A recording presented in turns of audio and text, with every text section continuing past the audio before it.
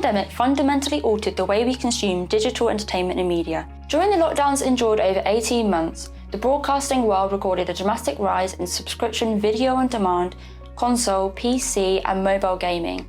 As UK broadcast manufacturers look towards the future, we ask how they are adapting to these changes, how they will endure in terms of broadcasting content creation and distribution, and where their customer base now lies. I think it's fair to say that the range of people that we talk to has grown.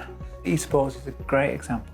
The organisation that goes into it in terms of the comms side, so in terms of the aux routing and the talkback and who has to hear what in the studio, because you've got the players who all need to hear certain things. You've got shoutcasters, which is a new word for commentators. It's far more complex, and certainly in terms of feeds coming into the console, you've got way more feeds. You've got gaming feeds, you've got microphone feeds, you've got commentator feeds, shoutcaster feeds. There's a lot more going on. If you just focused on sort of the main broadcasters as they were a few years ago, you'd be missing the pie on all the new ones that are out, all the new content creators. The number of people that are actually doing their own broadcasts, I mean, that's actually pretty compelling business to be in. But they are very different use cases. A typical broadcaster, if you were supporting NBC at the Olympics, you'd have very trained, seasoned professionals that know everything. You just need to get out of their way. Most people that are doing social media are very much like the people that we see that are doing podcasting or getting into recording the first time.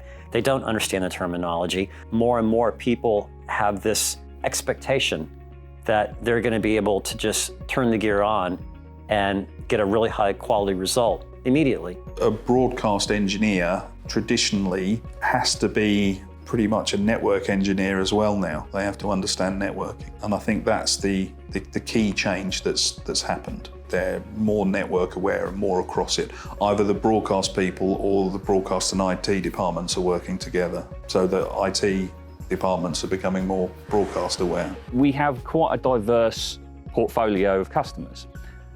But what we've seen over the last 12, 18 months and a little bit longer is that those customers have changed because there's a lot more independent contractors now who are ex-BBC employees who are doing work for other mainstream companies, and that could be from podcasting through to documentary making, radio broadcast, online news feeds, etc., etc. I think that there's definitely quite a broad selection of customers that we have now. It's certainly not as if all of our kind of broadcast software is now just, like you say, used by someone like the BBC.